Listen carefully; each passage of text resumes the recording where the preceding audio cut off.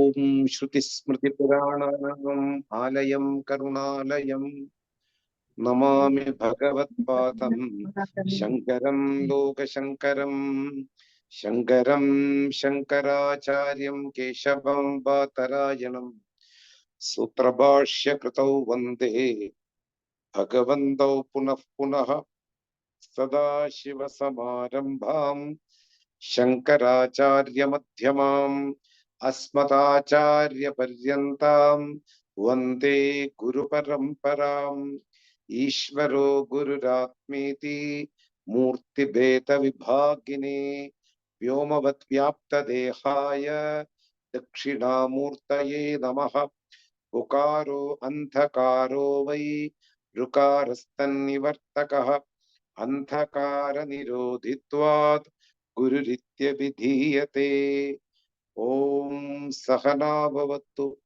Sahanau Bhunaktu Sahaviryam Karavavahai Tejasvinavadhitamastu Ma Vidvishavahai Om Shanti Shanti Shanti Om Namo Bhagavate Vaivasvataya Mrityave Brahma Vidya Acharyaya Nachiketase Namaha. We are in the Kaṭha Upaniṣad, second chapter, second section, 8th mantra. The 7th mantra we already elaborately discussed. Yatha karma, yatha shrutam. The governing factors of an individual in the possibility of getting the next birth are two actually. Those two factors are yatha karma, in tune with one's own actions. Of course, actions will provide respective results in tune with the scriptures listened. If there any possibility for a person or an individual to listen the scriptures, that teachings will also govern in accomplishing the later birth. It may also culminate in liberation. It may also end up with another life form. The teachings, how much we are grasped, how much we are soaked on that teachings, that will govern whether we will get a next birth or the moksha at once. Remember, liberation or moksha is not an after program. After receiving the knowledge, the liberation will occur. That's not the way to understand. I want to tell you, liberation is eternal. Moksha is eternal. Teachings only throw light upon the eternal liberation and make you to recognize that you are already free from all your responsibilities, all your duties, all from your body notions. That is the role of the teaching. The teachings are not providing any liberation after that. Teachings are only making you to recognize the eternal freedom you are already having. Thus, immediately when the teachings happens in one's life, the person will get more and more clarity towards the already existing freedom. That is why in the seventh shloka it is told, Yatha karma, yatha shrutam. Commitment towards the traditional teachings are important without any gap. So much commitment towards the teachings will help the person to get more and more clarity, like a polarized picture. Every day, the person will get matured and will get the clarity about one's own intrinsic nature. So, comprehensive, consistent, and systematic. All these three things should be there in a traditional teachings. We should be more consistent. We should be more systematic. We should be more comprehensive in studying the traditional teachings. Now I will enter into the eighth verse. Today, what we are going to discuss according to the Shankara's commentary. First of all, I will read that verse and I will give you the word by word meaning and overall vision also we will look into. Lord Death is going to reveal again the intrinsic nature of the individual through another verse. I will read that. Yaha eshaha supteshu jagarthi kamam purusho nirmimanaha tadeva shukram tat brahma tadeva amritamuchyate tasmin lokaha shritaha sarve tadu natyedi kaschana yetat vaitat. I will read once more. Very beautiful. Yaha yeshaha supteshu jagarti kamam purusho nirmimanaha tadeva shukram tad brahma tadeva amritam uchyate tasmin lokaha shritaha sarve tadu natyedi kaschana yetat vaitat. Those who can read Sanskrit verses, for them, we are keeping the lines in our screens. Those who can't, no problem. Sanskrit is a language which is easy to study. The people have given an idea that Sanskrit is a tough language. Don't go along with the opinion you collected from your people around you. Most of the opinions comes towards you are not true. It's all fake. Unless it is authentic.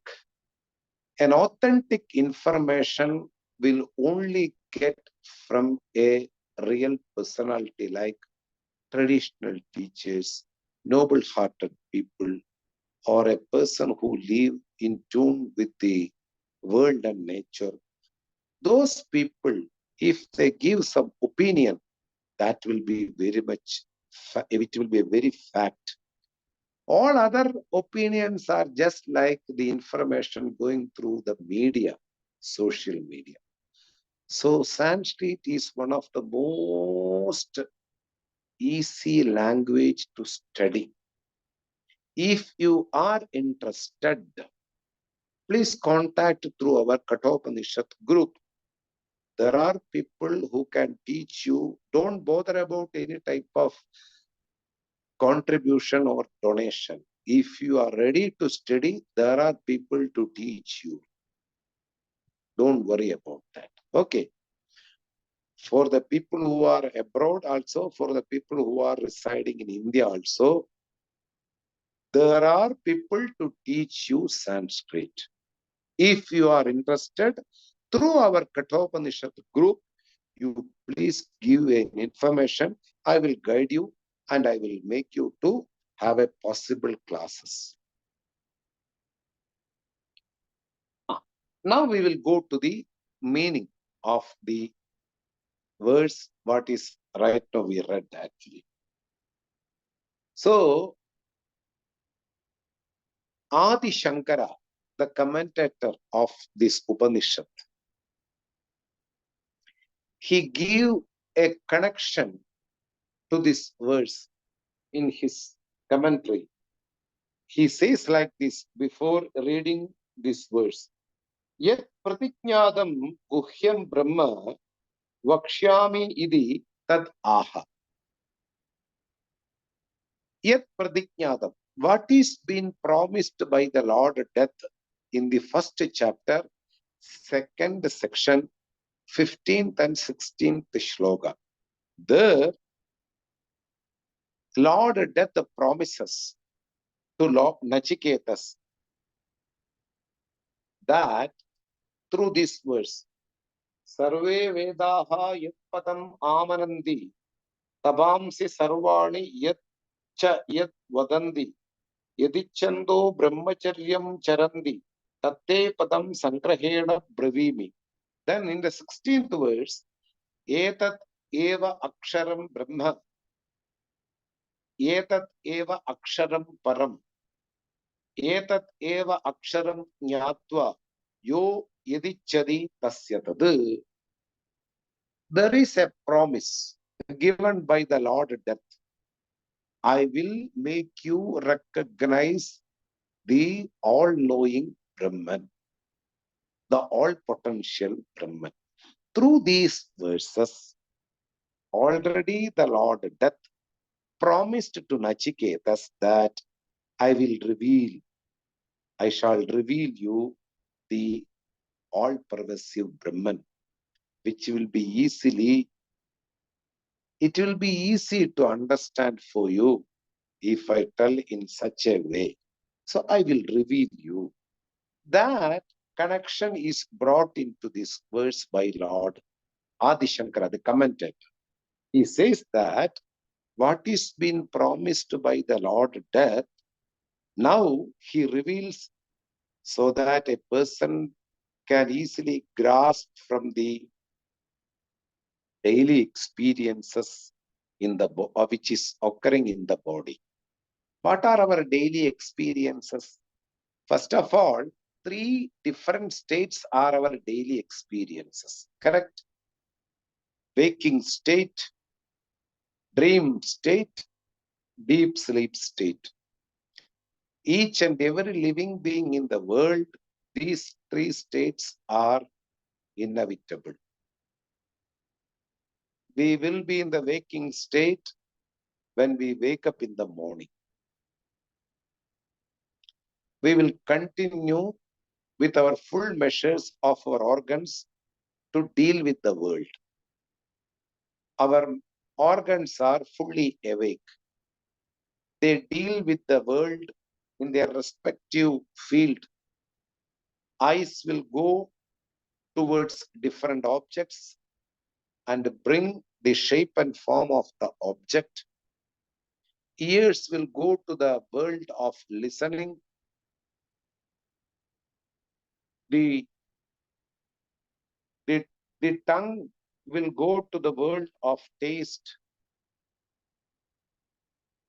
The skin will go to the world of touching and etc.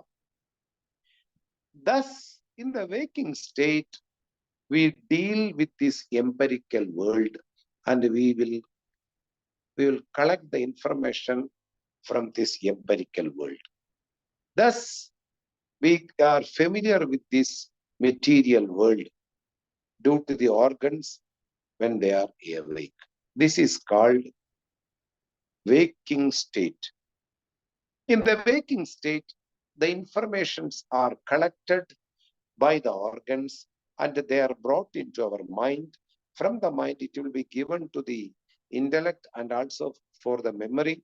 From the memory, we will recollect what are the objects which are already there existing in the memory, and we tally and we will recognize what object is there in front of me. Everything will happen in a split second, even though I have explained in few steps for a minute. these things will happen in a split second, and we recognize who is right in front of me. Oh, this is my friend. Oh, this is the table. Oh, this is my food.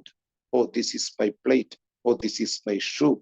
Everything will be happening. The vision will happen. It will be taken to the mind. It will be given to the intellect and also memory, and everything will be tallied and everything will be coming. So this is called waking state, and we will discuss about the waking state in an elaborate way when we study another Upanishad called Mandukya Upanishad. There, these states are being analyzed properly. For the time being, just as an information, may you know that in waking state, the organs are awake. 100% they are awake. That is why we are capable of dealing this material world. Without the organs, it is not possible to deal the material world. But the point is, waking state is temporary. Waking state is imperishable. Waking state is perishable, not imperishable, perishable. Waking states will end when the other state starts, when we lay down in the bed and when we slowly close our eyes and when we retrieve all our sense organs towards the mind and we dissolve there in our mind. That time, all our organs will go to sleep. All the organs, the capacity to reveal an object, to listen a sound, to smell a fragrant, whatever it may be, every organ with its potential factors will get dissolved inside our mind. We call them, they are asleep.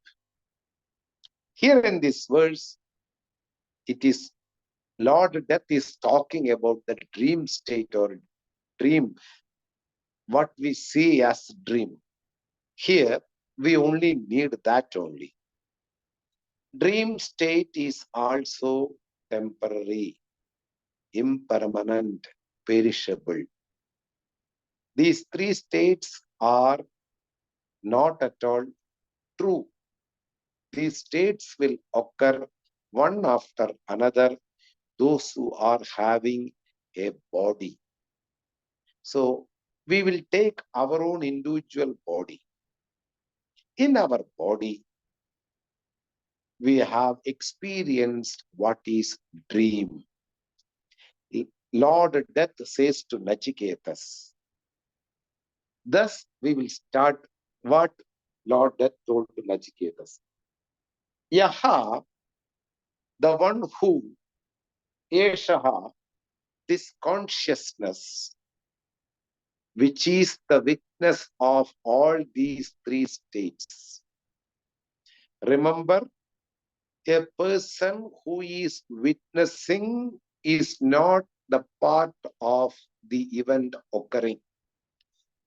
You should be very clear about that. That is why purposefully I told you the witness.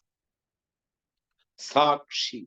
In Sanskrit also, in our typical Indian languages, this word is used. Sakshi. What is Sakshi? The witness. Witness of what? All these three states. The person who is witnessing these three states is not the part of these states. These three states are impermanent, perishable, and temporary, whether it is waking state or dream state or deep sleep state. For any living being, these three states are inevitable. But for the sake of understanding, We have our own experiences regarding these three states. And here the Lord Death mentions about the dream state and which we need right now. What he tells about the dream state, we will look into that. Yaha, the person who is witnessing these three states, and among these three states, especially the dream state, Sutteshu, when the sense organs are asleep, when they are resolved in the mind. No more, the sense organs are not working in the in the dream state. There is no aware about the external world, no awareness about the external world. In the deep dream, we are not employing our senses towards material world or to the empirical world. We withdraw our senses and we resolve these senses in the mind. Then only dream state starts. Suppose all these organs are awake, they are employed in their own respective field of listening. Ears are completely there. Vision, field of taste. Then that state is different from dream state. It is awakened state. Here, Lord Death want to directly give you the information regarding the Brahman that you are. How? He says that the witness of these three states is not at all asleep at all at any point of time. That is why it is called consciousness. It is consciousness. The all-pervasive Lord is in the form of consciousness. That consciousness, who is the witness of all these three states, even though Sukteshu, when the senses are resolved in the mind, that means they are asleep, this consciousness is there, and due to its presence of this consciousness in our body, the mind is awake. Only the sense organs are resolved in the mind, and they are not employed towards the material world. But the mind is awake. Awake means lending the sentience from the consciousness. We know that mind is insentient. But mind being very near to this consciousness,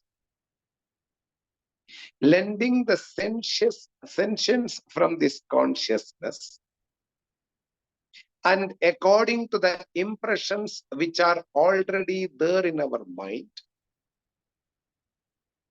the past impressions, the carbon copies of our experiences, all these things are come under one word called in Sanskrit, vasana.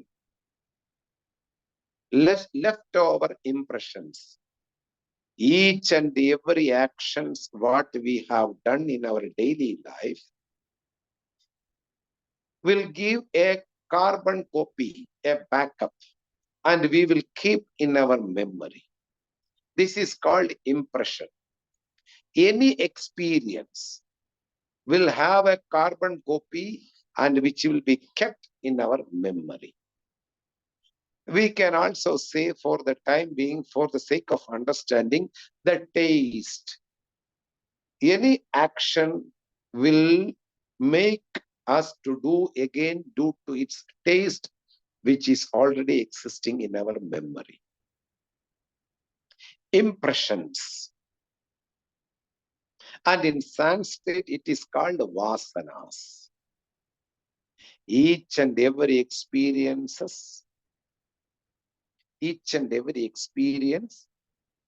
will give a carbon copy, and this carbon copy will make us to do the action again. Suppose it is something undesirable or unfavorable, what happened? Then we will be not again doing that action. If the action gave some happiness, then we will do the same action again, because of the impression already created by the same action previously done.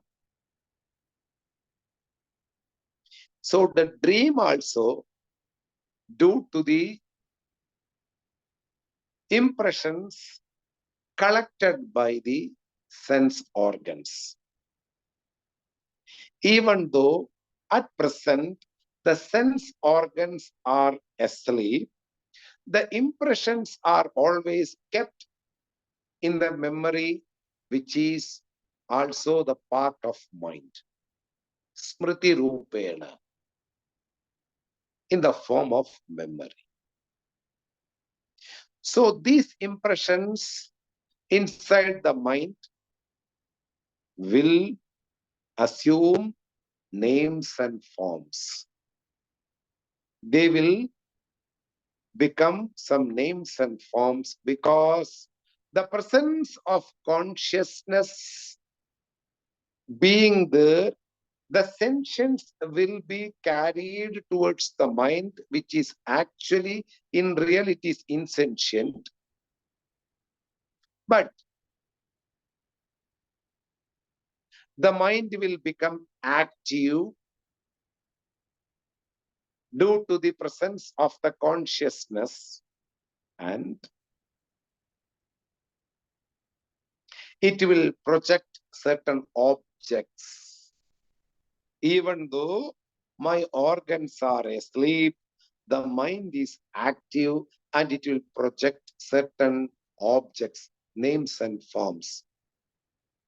Suppose after seeing a movie and the main thing in that movie is a snake, and it's a horror movie, and I fall asleep, my sense organs are not working, but I will experience, due to the impression created by that movie, I may see the snake near to me.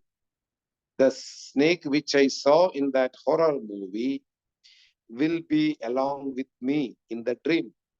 Remember, dream will not follow any rule or norms. There is no specific rule or norms for a dream to occur. You can dream anything according to impression. You may be traveling on a white elephant with 4 tusks. You may be flying with the wings.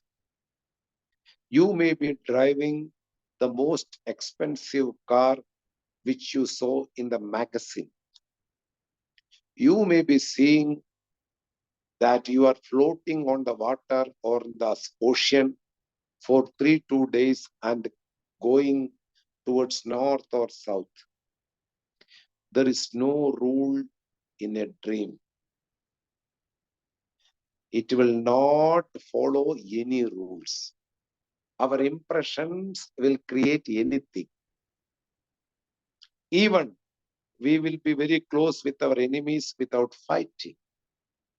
The person who is not at all a drunk will have a dream that you are in a bar with some bottles of alcohol.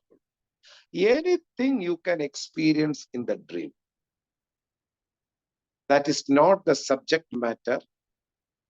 The point is, Lord Death tells to Nachiketas, "Oh, Nachiketas, We are all experience the dream state.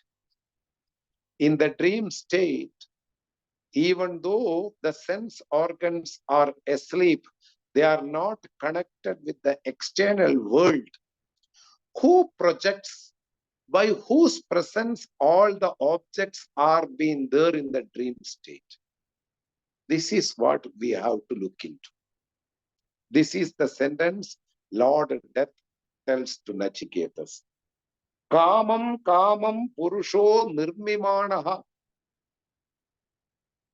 Nirmimanaha. By whose presence all the experiences are possible in the dream. This is the crucial sentence. The real sentence is this. Kamam kamam purusho nirmimanaha. By whose presence all the desired objects are being produced. By whose presence all the experiences are possible in the dream state. By which consciousness all the dream objects are there in our dream state. This is the real sentence, the main sentence. That witness, by whose presence the dream state produces different objects to enjoy. Whether you enjoy or whether you get fear of experiences. By whose presence all the things are possible. All these experiences are possible. The mind is awake by whose presence? In dream state. That consciousness is Tadeva Shukram, the pure Brahman, which will not get impure at any point of time. Shukram. Remember, the witness of all these three states is the intrinsic nature of an individual. That is why when you come to the waking state, you say to somebody, I saw a dream. That consciousness without having any change, the eternal consciousness who saw a dream, the eternal consciousness continues and the body will have another state and it is waking state. And the body will say to somebody, a human being will discuss with somebody. What they will discuss? I saw a dream. That itself proves that the consciousness, which is unchanging in its nature, passed from the dream state to the waking state. The one and the same person enjoyed the dream state, the same person right now in the waking state, without any change. If there was a change in the consciousness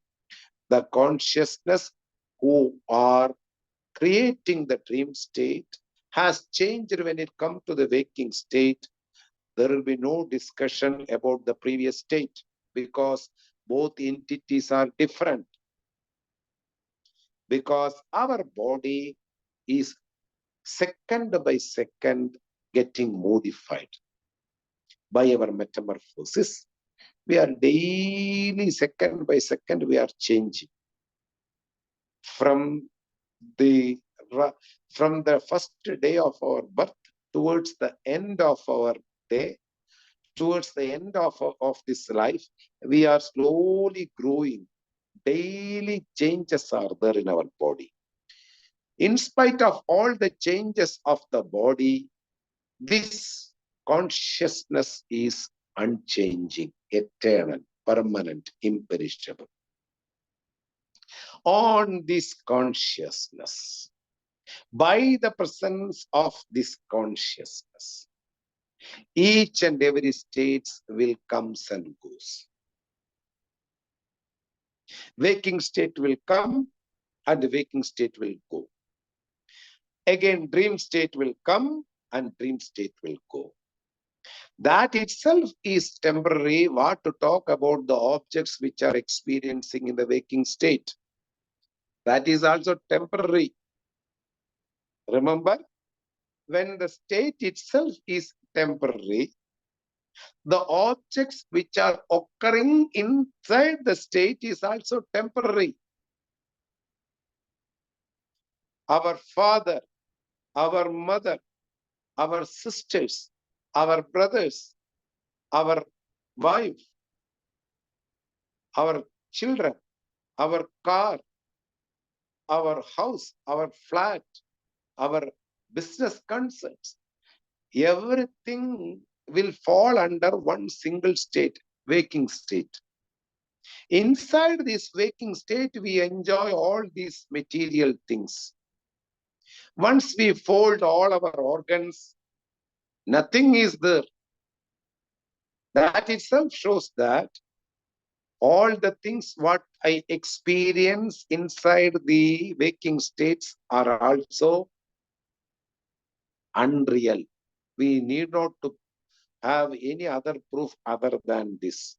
When we enter into the dream state, if they are true, they should also be there. Because they are not true, they are not there at all. The definition of the truth, Satyam, Trishu Kaleshu Yetna Badi, Yetna Vedi, Tat Satyam. At any point of time, future, present, past, never it changes. Every time it is there. If at all my wife is a real fact, it should not get vanished. Even the state goes to another state. Because it is a true fact. A truth cannot come and go. But here, in our daily empirical experiences, each and everything can have only existence up to our senses or organs are active. Once the organs are withdrawn, no objects can survive. Nobody is there. My house is not there. My wife is not there. My car is not there. My ornaments also not there. Everything has gone. That itself shows that whatever things I experience daily are unreal because they fall under one single state called waking state. Similarly, in the Mandukya Upanishad, Gaudapada Acharya, Lord Shankara's guru teacher is Govinda Bhagavat Padar and his guru is Gaudapada Acharya. Gaudapada Acharya has written one Karika regarding this waking state and deep sleep state. Supnamaye yathadrishtam gandharva nagaram yatha tada vishwamidam drishtam vedanteshu vichakshanaha.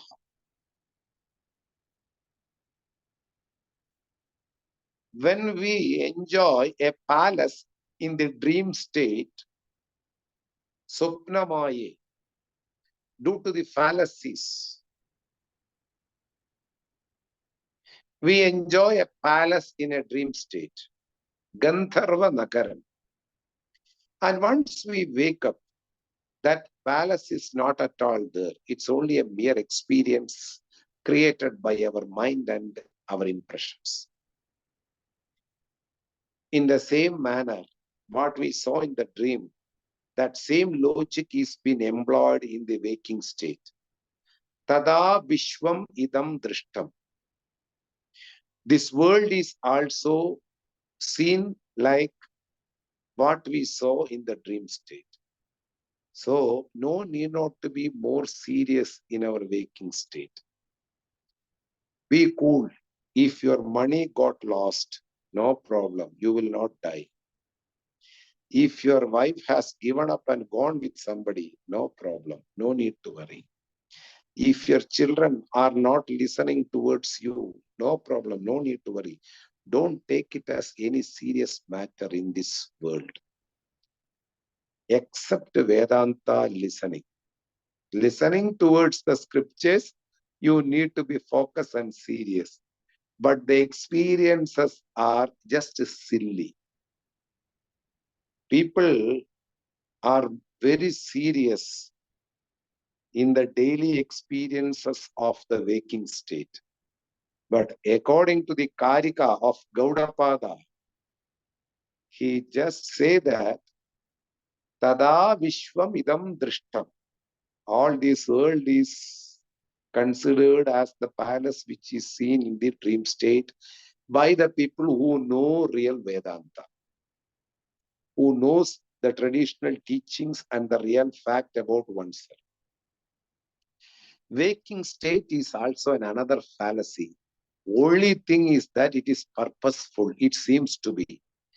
I will discuss about all these three states when I come to the next Upanishad. Now we will go along with the teachings of Lord Death towards Nachiketas. So Lord Death says to Nachiketas, "O Nachiketas, if you analyze all these three states, and among them in the dream state, by whose presence the dream state is active and creates and projects different things inside the mind. That mind is active due to by whose presence, by which consciousness the mind is active. Mind is inert. This is a fact. Mind cannot be an independent conscious entity. Mind is inert and it's an instrument. It is inert. This inert entity, it's an inert phenomenon by whose presence the mind is active. That consciousness is the ultimate reality of the entire creation. He says, Shukram. Shukram means pure. When I say pure, impurities will always stick in one's body as a secondary thing, you know. Anything can be impure due to the presence of a second thing. Like Ganga water is intrinsically, in its real nature, it's pure. Due to the outlets which are flowing from the factories, make it polluted and impure. So any secondary thing will only cause us some pollution or impure. A piece of iron getting in touch with the oxygen become rust, impure. When we put our hands in the slush or mud, our hands will have some slush or mud, impure. So any secondary thing will make somebody impure. But in the case of Brahman, which is a formless, attributeless, in the form of consciousness, not in the form of a human, like a body or any other attribute is not there at all for Brahman, which is a formless, attributeless, cannot be touched by any secondary thing. In the world of duality only, there are things and there are things other than me. But in the non-dualistic world, non-dual world. There is no other thing other than Brahman. Like in the dream, the only consciousness remains. The projection happens in the form of different objects, which are actually in the form of thoughts. Any objects from outside didn't enter into the dream. Only the impressions in the form of thoughts made to different objects. I myself created the whole things. I myself enjoyed the whole things.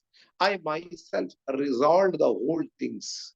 This is the reality of the dream, like a movie screen, white in color, will be filled with the different characters when the movie is on. At last, again, the screen will become empty when the movie is completed. Similarly, the consciousness remains, and due to the presence of the consciousness, the mind will create different things, and it will enjoy all these things, and it will resolve all the things because of the presence of this pure consciousness. That is pure, ever pure. So don't think that you are impure at any point of time. After studying Vedanta, after listening to these teachings of Lord Depth from Kaṭha Upaniṣad, never, you cannot think I am impure. In spite of all the impurities in the body, you are pure because you are not the body. When the Lord Death reminds you that you are not the body, you are the consciousness. The body is mere superimposition. And the body have a lot of impurities. You cannot be free from any impurities at any point of time. There is no 100% purity from the standpoint of body. There will be always some impurity in our body. I am ever pure. Nitya Shuddham. At any point of time, I am being the consciousness which is all pervasive. I am ever pure. Tadeva Shukram. Brahma, the word which is the ultimate goal or Purushartham. Tat Brahma. This consciousness is Brahma. The word Brahman need to be understood properly. I have given this explanation in the beginning of this Upanishad class. From the Sanskrit root Brih, the word Brahman comes. The biggest. Biggest of everything, being the locus of each and everything in the creation. The center of the creation. The substratum, the essence, the antasatta of the creation. Like sugarcane juice is the essence of the sugarcane. Without the sugarcane juice, this sugarcane is futile for this world. Useless. The sugarcane is the essence. Like that, this being the essence of the creation, it is called Brahman. This is the first definition, the biggest, which can hold everything at once. One definition. Come to the next understanding of the word Brahman. We have noun and we have Vishesha. which are attributes.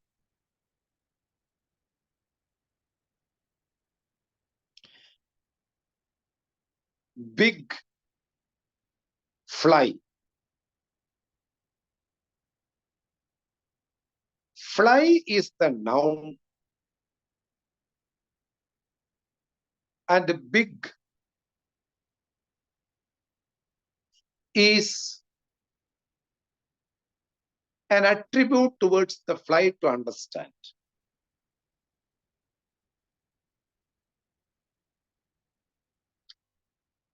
Small, mobile.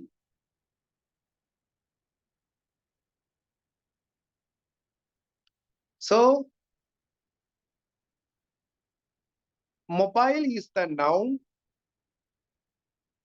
and the small is visheshanam.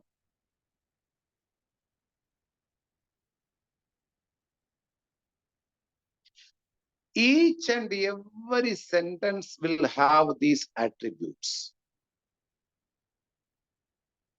Visheshanam, visheshyam.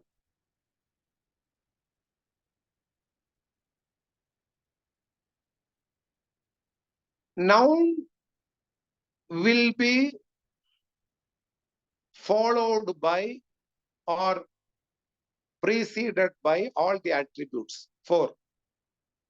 Shankara uses big, blue-colored, fragrant lily, lotus.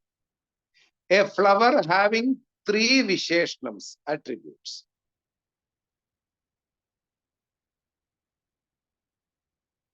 But we don't use these attributes alone. Substantives. We don't use big. We create an anxiety in the listener. What big you are talking about?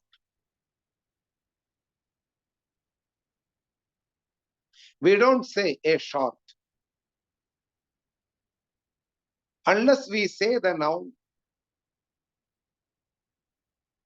this only create an anxiety inside the listener and the line is not complete. It is incomplete in the language.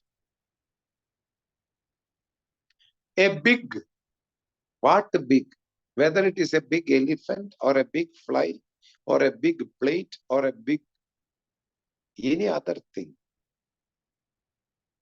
So, substantive, any visheshanam will not make the sentence complete in our daily language.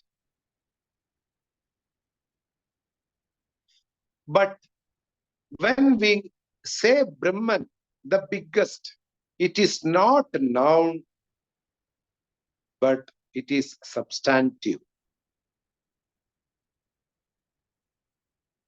It is, if I say directly, literally, the biggest.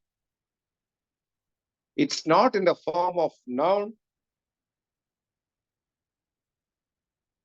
It's a qualifying word. Visheshana. Substantive. Why? In order to include each and everything in the world. When you say the biggest means, it includes bigger than the ant also, bigger than the dinosaur also. Bigger than a star also, bigger than a solar system also. So, here it is not in the form of noun. Whenever you listen the word Brahman, it is not in the form of noun, it is in the form of substantive, Visheshana Bhava.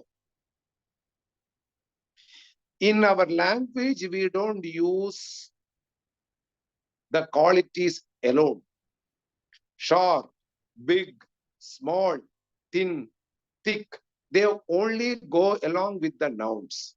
But here in the word Brahman, we use in the form of substantive. It not in the form of noun. The biggest of everything what we have experienced and what we have seen and what we are not seen at all right now up to this.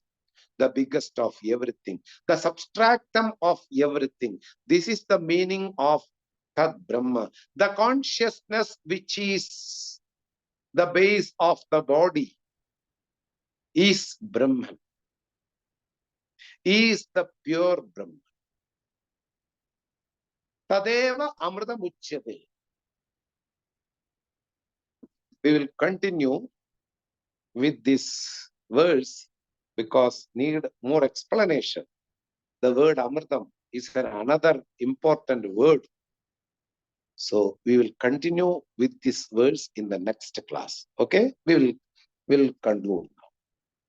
Om Swasti Prajabhya Paripalayandam Nyayena Margena Mahim Mahisha Gobhramanebhya Shupamastu Nityam Loka Samasta Sukhino Bhavantu Kale Varshadu Parjanya Prithvi Sasya Shalini Deshoyam Kshoparahitaha Brahmana Santu Nirbhayaha Sarve Bhavantu Sukhinaha Sarve Santu Niramayaha Sarve Bhadrani Pashyantu Ma Kaschit Dukkha Bhag Bhavet Asato Ma Sadgamaya Tamaso Ma Jyotirgamaya Mrityorma Amritam Gamaya Om Purnamata Purnamidam Purnat Purnamudachyate Purnasya Purnamataya Purnameva Vashishyate Om Shanti Shanti Shanti Harihi Om Shri Gurubhyo Namaha Harihi Om